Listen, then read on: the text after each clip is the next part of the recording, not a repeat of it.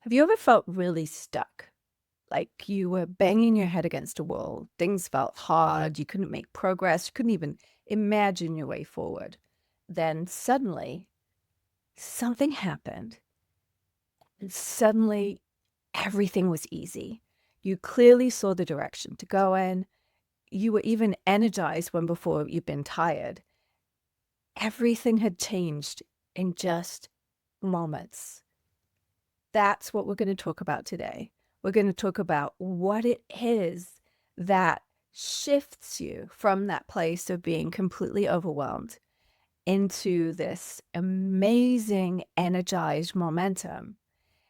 And we're going to talk about how you can create a winning environment to orchestrate more of those moments so that you can spend more time in that flow and that momentum and less time feeling stuck and overwhelmed. That's what we're going to talk about today in this week's episode of Weekly Momentum. Welcome to this week's episode of Weekly Momentum. This is the space where busy professionals who want to share more of their brilliance but feel held back because they're stretched too thin learn how to create time freedom and space so that they can share their brilliance with more people in the world. Now, in this week's episode, we're going to talk about getting unstuck and moving out of that place where you really have no idea. It may feel like overwhelm, it may feel like boredom, it may feel like heaviness or frustration or anger. Whatever it feels like, it doesn't feel good to be in that place of wanting something else but not being quite sure on exactly how to get there. And often, here's the catch, often we feel that way, but we don't exactly know what we want even. Move towards something, we don't know what it is, and we don't know how, but we feel this unsettling inside of us. Now, Joseph Campbell talked about the hero's journey. I like to reference the heroine's journey.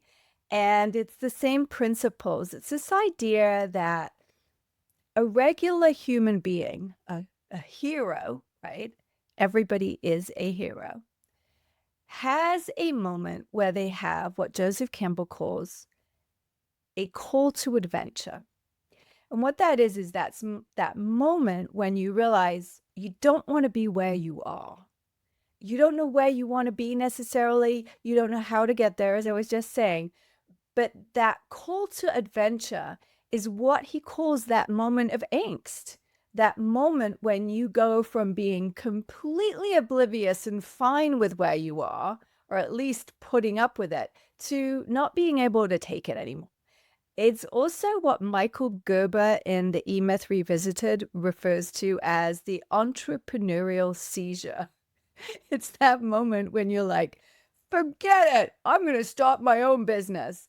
And it might be that you decide that because you're in a 9-to-5 job and you just realize you could do it better, or you're fed up with the way that the people that you're working for are doing things, or the culture, or the management. Or it might be that you had a brilliant idea and you decide, I'm just going to do it on my own. Regardless, it's that same moment, right? It's the moment when you have an idea, something comes to you. It's a call to adventure. The challenge is that most of the time, and Joseph Campbell talks about this in The Hero with 1,000 Faces, I think is his book. It's a very well-known book.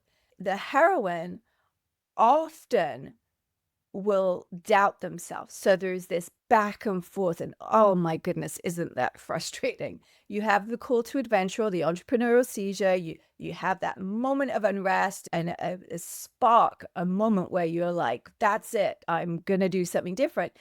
But then you backpedal. And so on the heroine's journey, the call to adventure is not a straight line forward to achieving the result that you're going after. Joseph Campbell clearly writes about this journey being a back and forth, a second guessing, the hero going, oh, well, no, never mind. I'm okay where I am. Everything's fine. And we talk ourselves out of the adventure, out of the heroine's journey and we talk ourselves back into where we are, whether that's staying with your 9 to 5 job or uh, not pursuing that brilliant idea that you just had, there is a back and forth that goes on for sometimes decades before we feel finally certain and ready to truly pursue the heroine's journey. I like to compare that to a butterfly coming out of its cocoon because I've heard it said before that if you were to see a butterfly, or rather a caterpillar turning into a butterfly, struggling to come out of its cocoon, and if you went and cut open the cocoon to help it out, the butterfly would not be able to fly and it would probably die because the coming out of the cocoon is what gives it the strength to be able to fly. And it's not an easy journey for the butterfly to make it out of the cocoon, but it's something that is a part of the natural process. And if we eliminate that, then the cycle cannot come to fruition. And I like to think of us being the same way, that when we have this floundering, this back and forth, which we can often be so down on ourselves about. Oftentimes, when I'm coaching someone, they'll come to me and they'll just be so frustrated that they've been feeling so uncertain and they've been going back and forth and changing their mind so much, right? We often get down on ourselves when we feel like we keep changing our mind. But that's the back and forth that we need before we finally dig in and decide and step forth on our journey. And so, as we're in this episode looking at wanting to have more clarity, momentum, more being in the flow, more energized action, what I first want you to realize is that to get there, first, you need to have the back and forth. You need to have the changing your mind. You need to have the floundering because it will make a better choice when you do set out on the path. It will make your decision firmer. You'll be able to be more committed to it, which means you'll then be able to weather the journey. When Joseph Campbell describes the next stages of the heroine's or the hero's journey, what he describes is once the hero has decided, after the call to adventure and the back and forth, to go on the path, he then or she then faces all of the tests, all of the challenges on the road of, I've forgotten what he calls it now. It's a road, it's a road full of trouble. There's bandits and dragons and sword fights, right? So that back and forth at the beginning gave the heroine the commitment so that when all of these things, all of these challenges show up on the road, once they've decided to go down this path, and they have the strength, like the butterfly, to fly, to navigate through all of these different challenges. Some of them might be mental, some of them might be physical, some of them might be that they just completely go off in the wrong direction and they're exhausted, right? Energetic. But this is also the journey, right? So far, what I want you to realize is going back and forth and changing your mind, you're on the journey, having challenges, going the wrong direction, losing some of the battles as you're moving forward, not everything working out. That's part of the journey too. And then what happens is, after a series of unfortunate events, you might say, is the hero finally gets the golden goose, or rescues the heroine, or finds the cure for cancer, right? That happens after all of these other things. Isn't that a relief to realize that that's all part of the journey? That it's not a misstep, that it's part of the process, that it's needed on your way to the finish line, you might say. Now, today, there's not a lot of dragons around. You may not be having sword fights, but that doesn't diminish the difficulty of the mental and physical challenges that you may experience as you're moving along on your heroine's journey. Now, what I've come to realize is to help us to move through all of this, just to be on a successful journey and get the golden goose. I've realized that there's one thing that we can do that will make all of this so much more bearable, so much more pleasant, that will make all of this back and forth, all of these challenges much easier to navigate. And I'm not saying that it's going to make it easier, but it will feel easier if we do this one thing. And what's interesting is what I'm going to share with you is it's not something crazy, unique even that we need to do. It's just that it's something that we minimize the importance of and we don't allow time for. So, what I want to do today is I want to help you to value this one thing so that you can enjoy the journey so much more. But before I get into what that is, I want to unpack a little recent story, which I think will give us a really simple, easy example of how powerful this is. So, if you've been watching my podcast for a while, first off, thank you so much. I appreciate all of you downloading and sending questions and telling me how much you love it. Please go ahead and subscribe if you haven't already so that you don't miss any of the new episodes. I publish episodes weekly. So if you've been listening for a little while, you know that I've spent the last month in England. I'm originally from England. And I went home. It was a bit of a crazy adventure. And this is all relevant to what we're going to talk about today, which is why I want to really share and unpack it a little bit with you so that you can see. So I was planning on going home to England.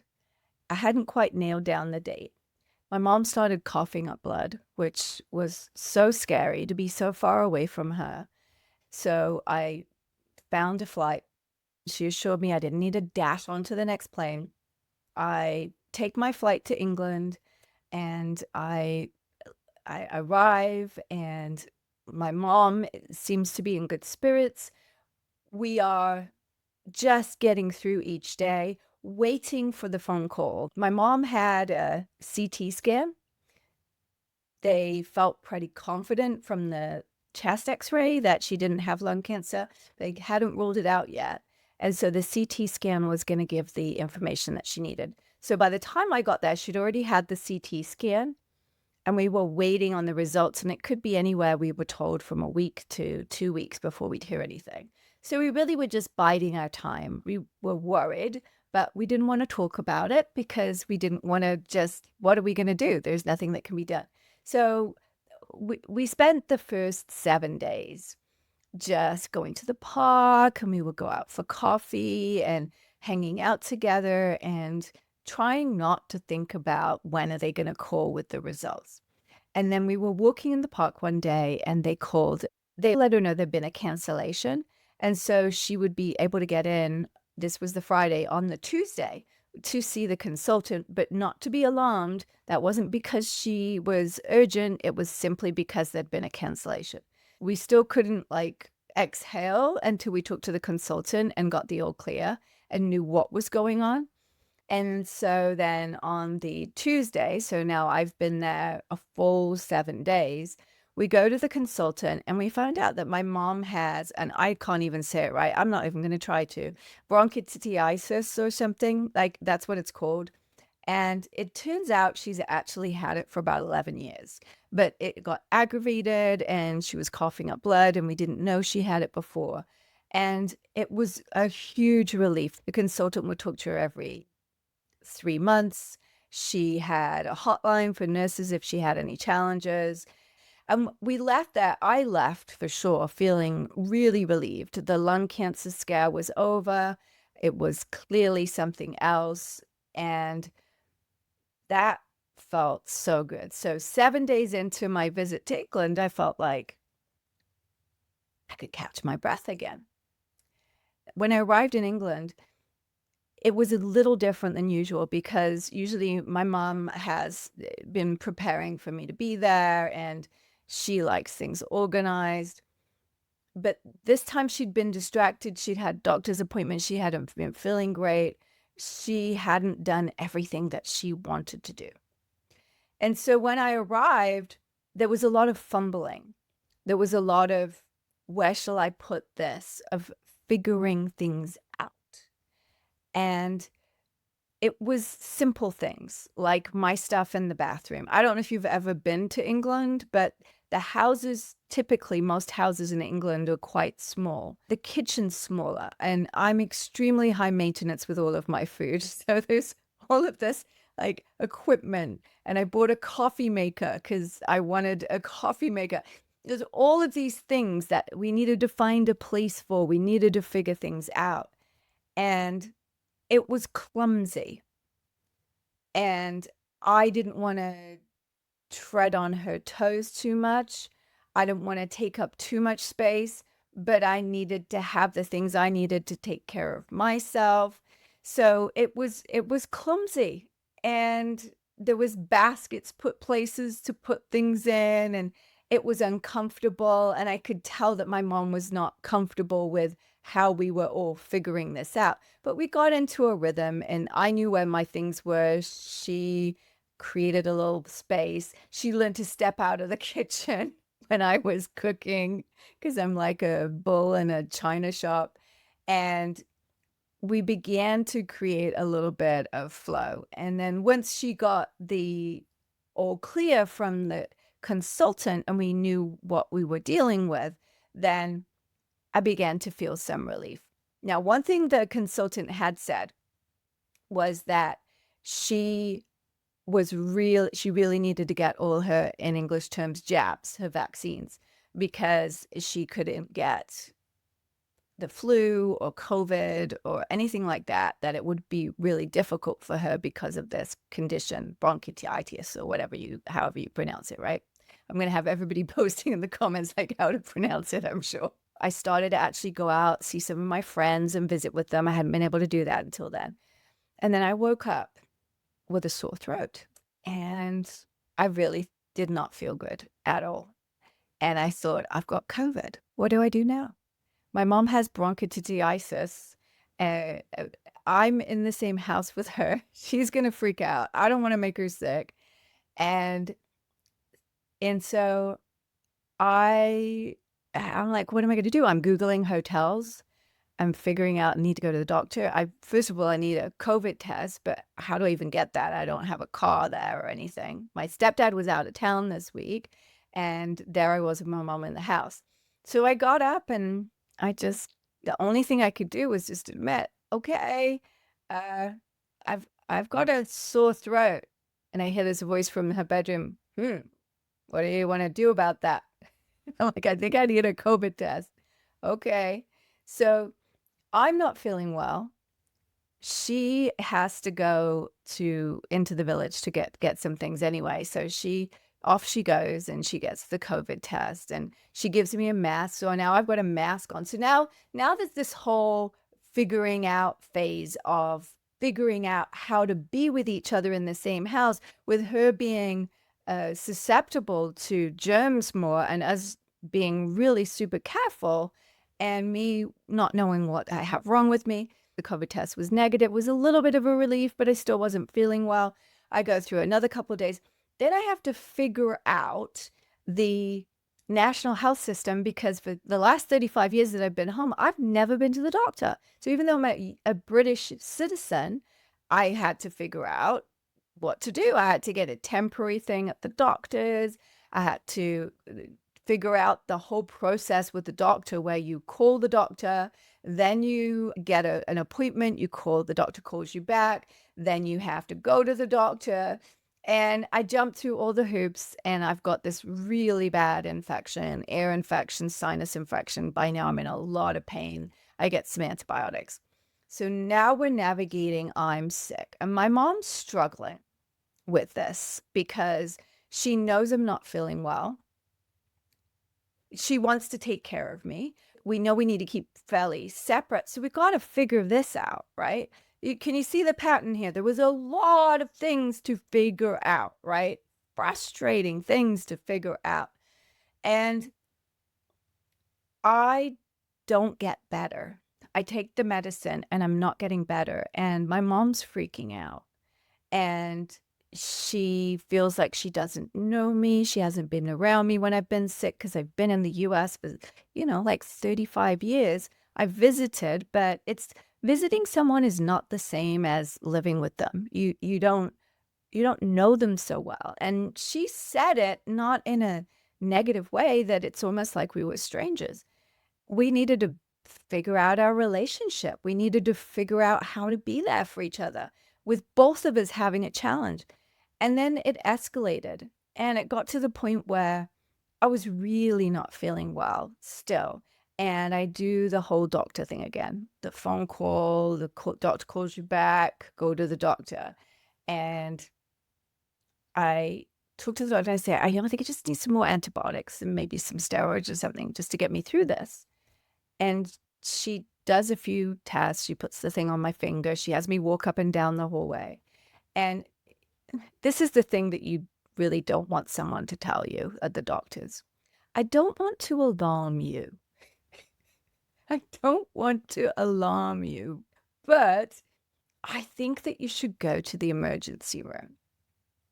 She said, I'm concerned that you might have a blood clot on your lung because I was having trouble breathing and I felt like I had bruised pains on my chest.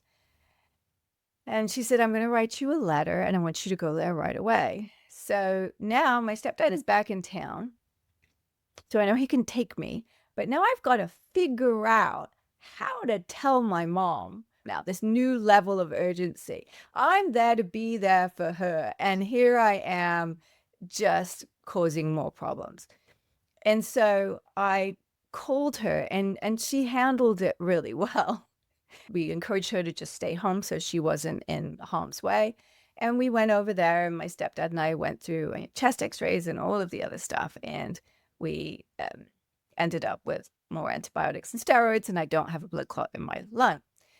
And we get back, and we were able to navigate through this with laughter, which is kind of crazy. But when we're faced with challenges, a lot of times, challenges strengthen relationships.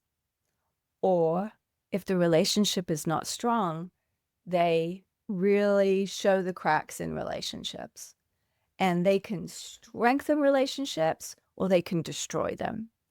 And as we were figuring all of this out, going from one level to the next level to the next level with all of this stuff, we were able to find laughter. We were able to find honesty and truth and speak up about what we needed and figure out so many things under all of this.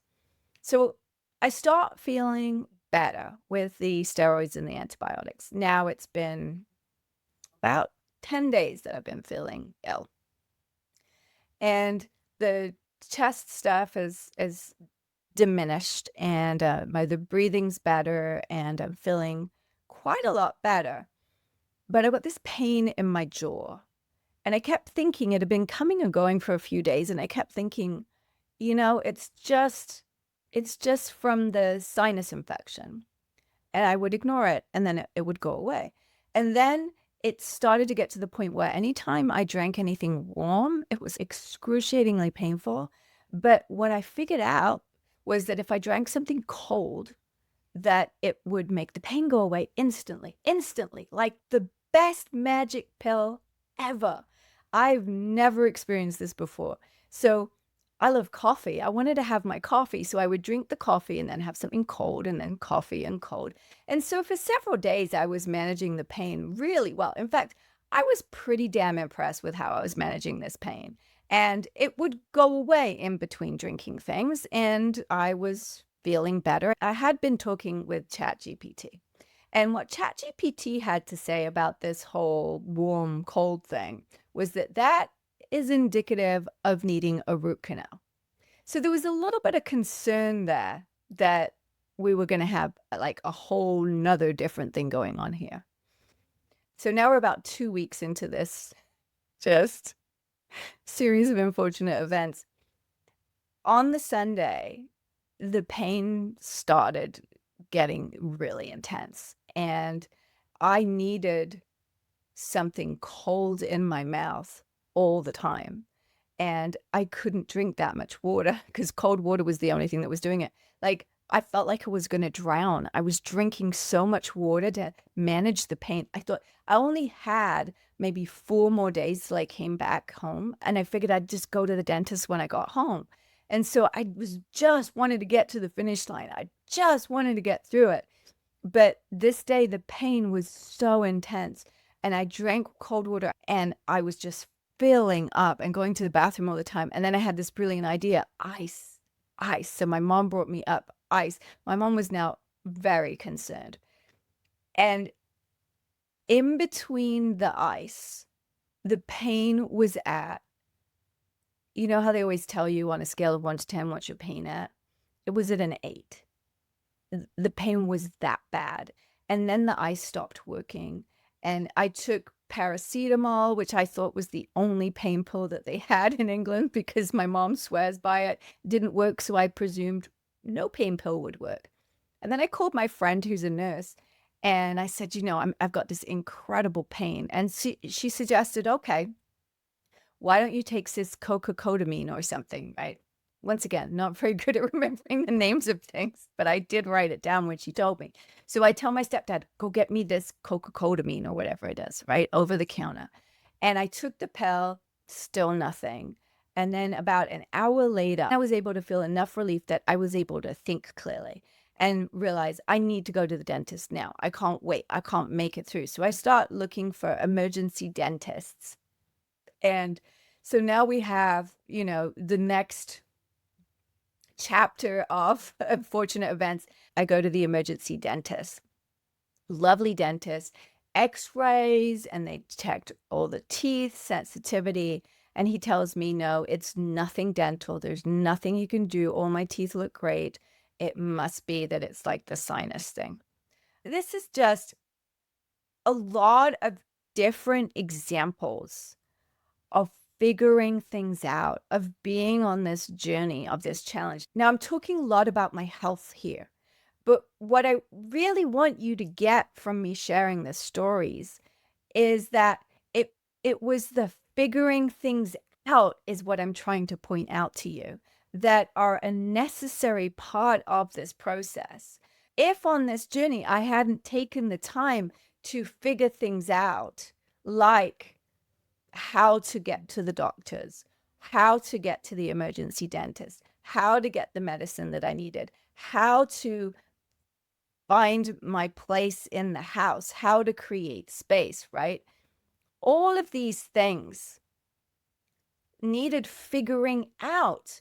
Without the figuring out, there would be no solution, right? The figuring out is messy. It doesn't feel good. It's uncomfortable. It may involve conversations with other people, speaking up about what you really need, getting curious, trying different things. Like figuring things out comes in lots and shapes of sizes, but it is required in order for us to move forward that we take the time and we prioritize figuring things out. Now, when it's something like this with your health, like with me, I didn't really have any choice, right? I had to figure it out. I had to figure out water, cold water, or ice to manage the pain. I had to figure out how to find an emergency dentist. I had to figure out how to re-navigate the health system that I hadn't been a part of for like almost 40 years, right? I had to figure those things out. A lot of times we have to figure things out that aren't as pressing. So It may be that we brush it under the carpet, that we think, oh, I don't have time to figure that out right now. But unless we make the time to figure things out, nothing is going to change. So when something has an urgency built into it, it's actually a good thing. It's actually the world helping us move forward. It's part of the heroine's journey. Now, what's interesting about this whole adventure for me is the last day I crawled into bed with my mom and had my coffee, and she had her tea, and we were sitting there reflecting on the trip. And she said, "I'm so sorry. It just felt really clumsy and uncomfortable, and I felt like I didn't create the space for you, and I didn't have everything ready for you." And I told her, I said, "Mom, the figuring it out that we did strengthened our relationship more than if you'd have had everything ready, than if everything had gone perfectly. It may not have been the trip that I would have designed to have over the last month. But this trip, with all of these unfortunate events, deepened my relationship with my mom more than anything over the last 4 decades. We healed over some traumas that had happened that we hadn't talked about. Things came to a head. We had to speak up. Nothing could be brushed under the carpet. And so I often quote Abraham Hicks. Abraham Hicks says, everything is always working out perfectly. And it may not seem like it, but everything is always working out perfectly. Were there do-overs in the trip? Yeah, there was a few. But ultimately, that experience, that was gold. I had so many great moments in between the urgency and even within it that I would have missed out on if I'd have had this perfect trip where everyone was healthy.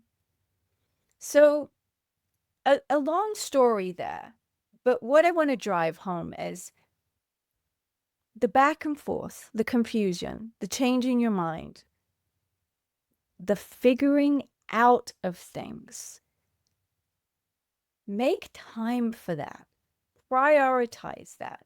Because if you truly want to create some kind of change, if there's something that you're not happy with in your life, until you create the space to figure things out, and that might be messy, you might come up with 5 different ideas that are not a solution to start with, and you might go down a dead end.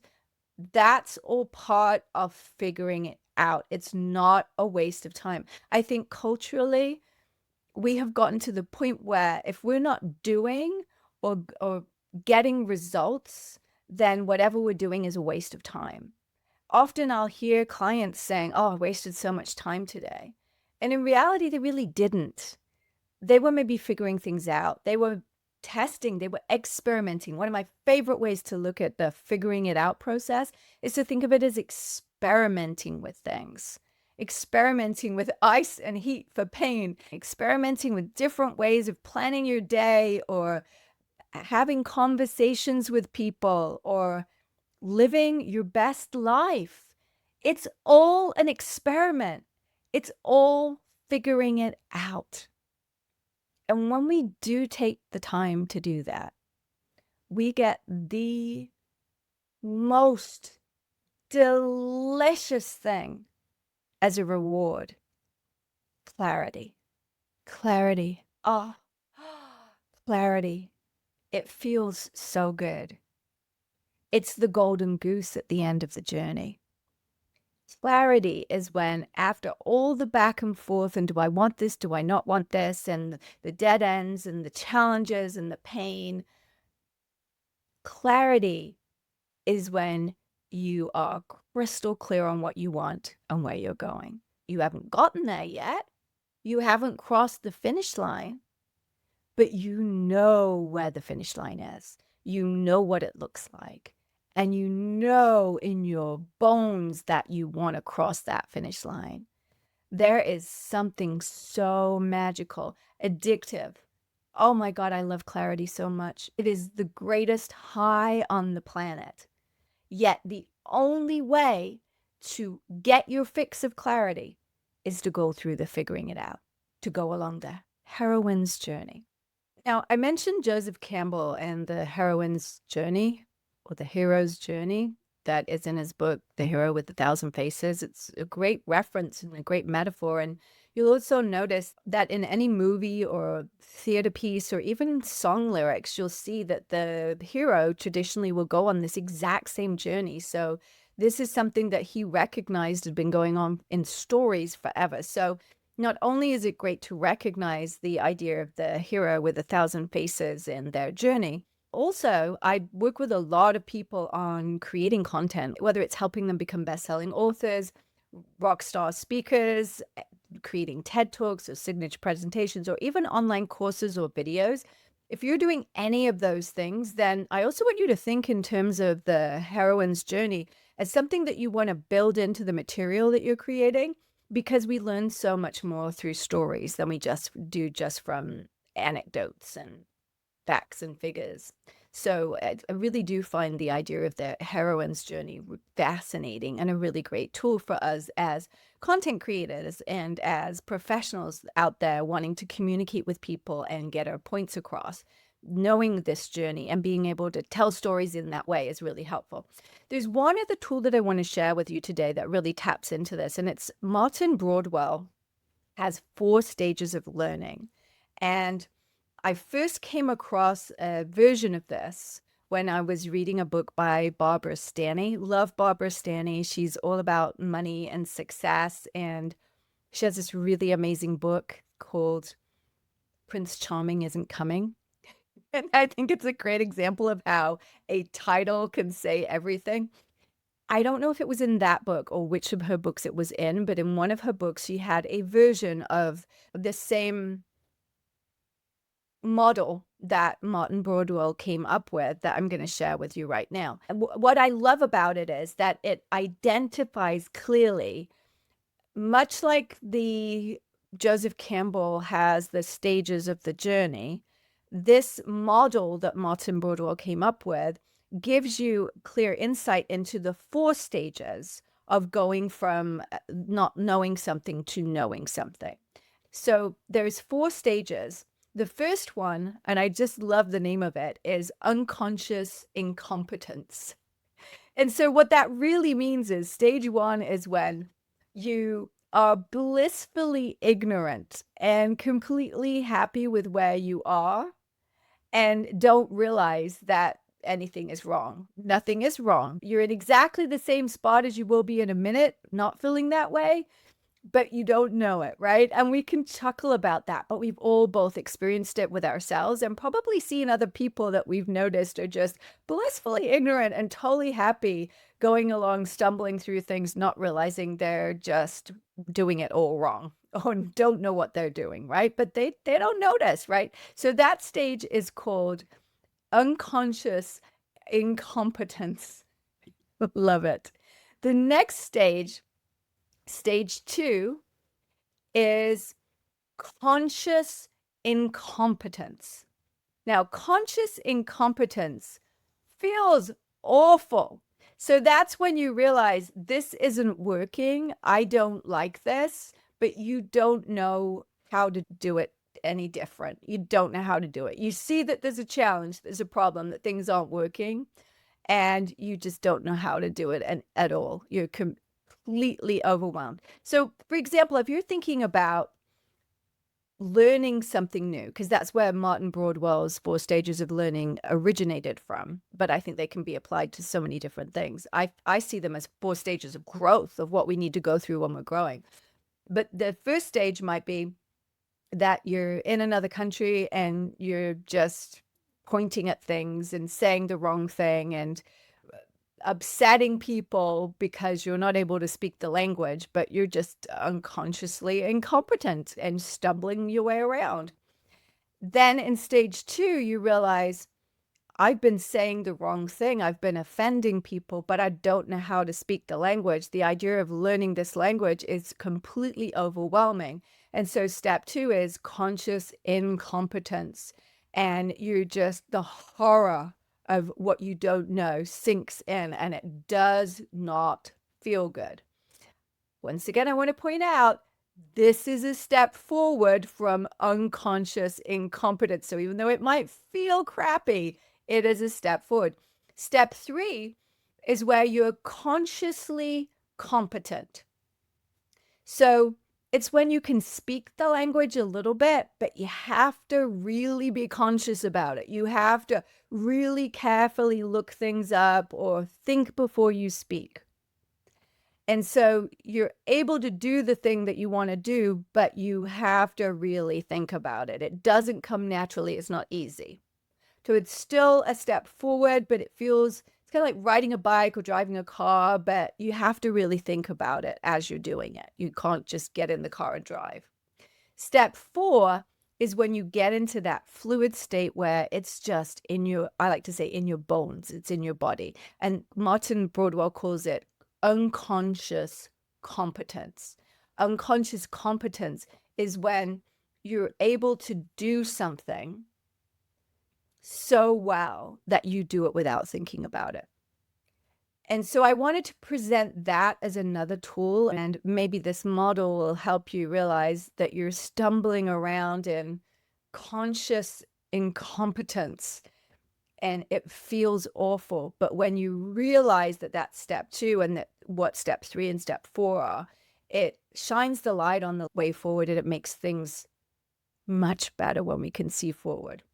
Much like the emotional thermometer or the emotional scale that Abraham Hicks uses, that I have in the weekly planning pages for busy professionals training that I have, you'll find a video about that. And it's all the degrees of emotions, kind of knowing that we are in anger and that is actually a step forward from frustration or sadness or depression, puts things in perspective. We might not be at the destination that we want to get to, but when we can see that we're making progress and we're moving in the right direction, it just feels good.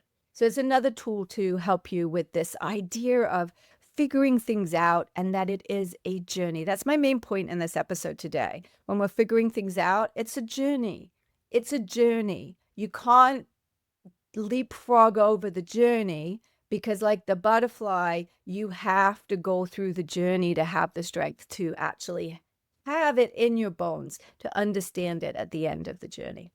I talked a few episodes ago about knowing what you want and how when we know what we want, we're unstoppable. That is that clarity that I was just talking about. But what I didn't mention in that episode is how do you get to that point? Yes, you can keep asking yourself, what do I want? What do I want?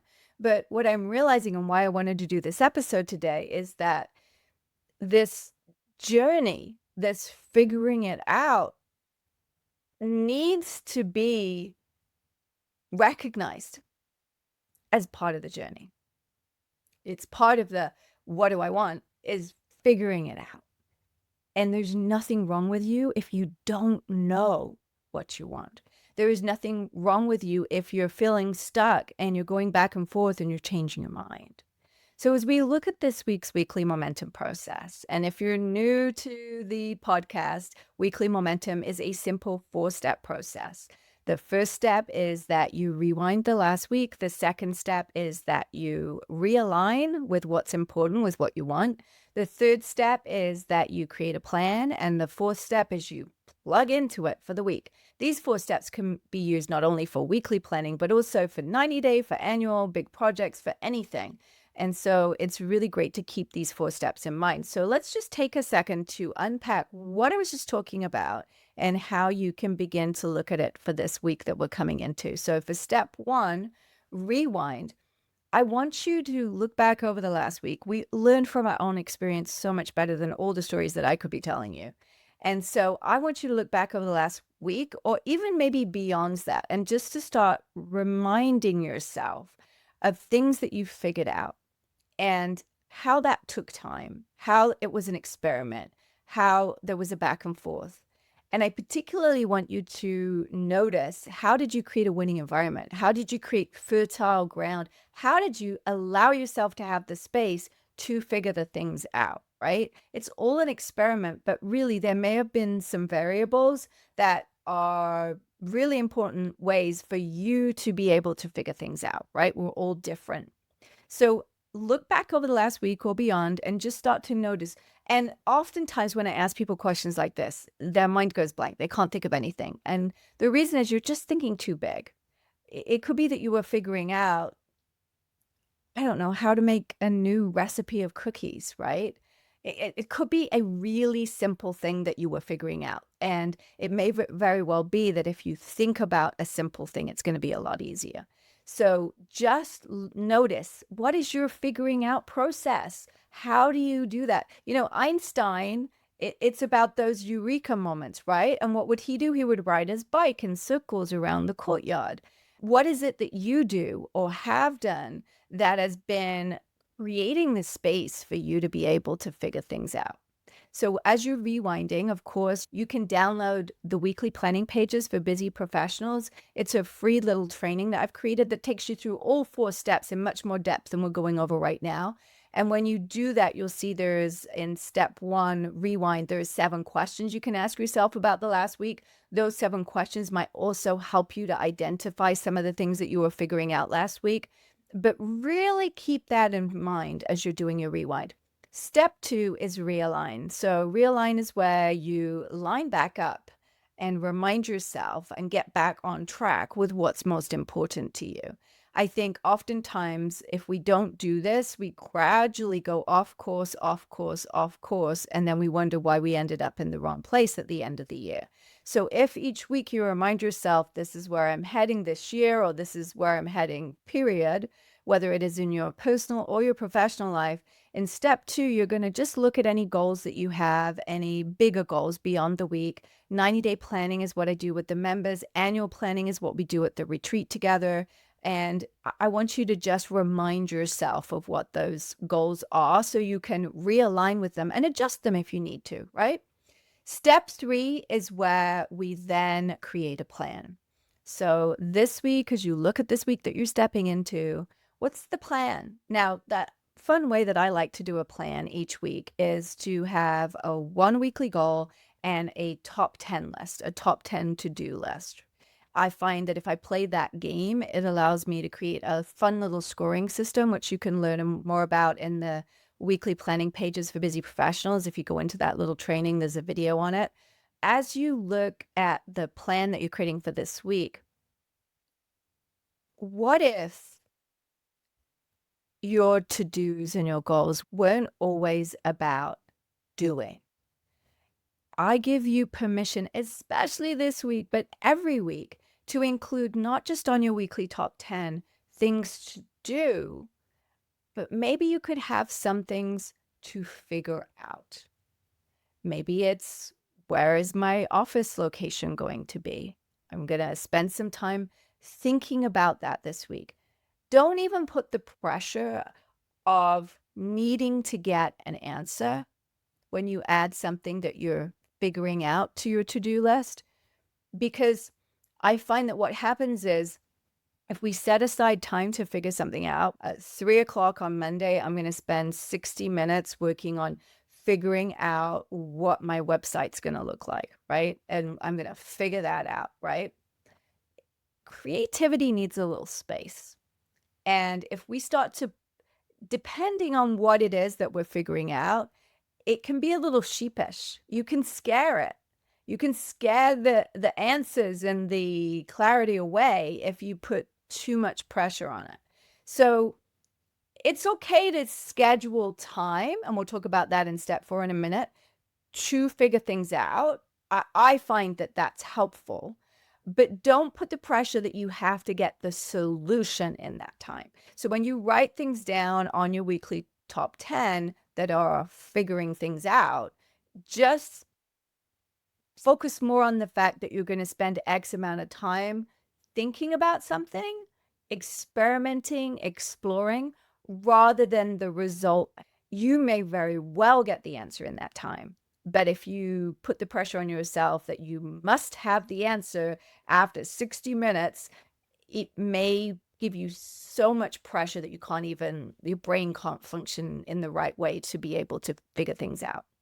So when you're creating your weekly top 10 this week and your weekly goal, you have at least one or two things that you're figuring out on that list. Because as I've illustrated in this episode, if we don't invest time in figuring things out, we won't move forward. There will be no change. Figuring out needs to have time dedicated to it, which leads me nicely into step 4. Step 4 is plug in. And plug in is where you look at your calendar, you say, when am I going to do these things? How am I going to make this happen? And so as you're looking at your weekly top 10, especially the things that you're going to figure out, instead of presuming you'll just do it while you're doing 5 other things and multitasking, how about dedicating some time to visioning, dreaming, experimenting, imagining?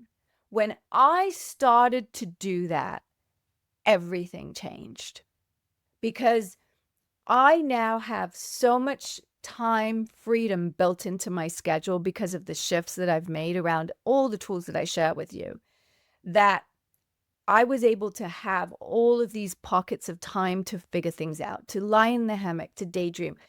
What helps me are the planners that I've created, because it's almost like they've got built-in questions that get me curious, that allow me to begin to tap into that part of my brain that the clarity lives in, and unlock more and more clarity, and train myself that there is the space for me to be great, to vision, to daydream. So as you plug into this week, if it's so full that there's no time to think, nothing's ever going to change. Maybe this will motivate you to make some drastic changes to protect some time for you to think. It doesn't have to be a lot of time. Remember, you don't need to put the pressure on that you need to get to a certain result. 15 minutes in the morning while you're walking around the block, label that your thinking time. It can happen in the shower. It can happen a lot of different places, but it's more likely to happen then if you're also using the muscle and dedicating time, pockets within the week, getting into the habit of just being, visioning, dreaming, imagining, experimenting, figuring things out. So this week, weekly momentum, all about the power and the importance of figuring things out, of how it is a critical part of our growth as human beings on the planet.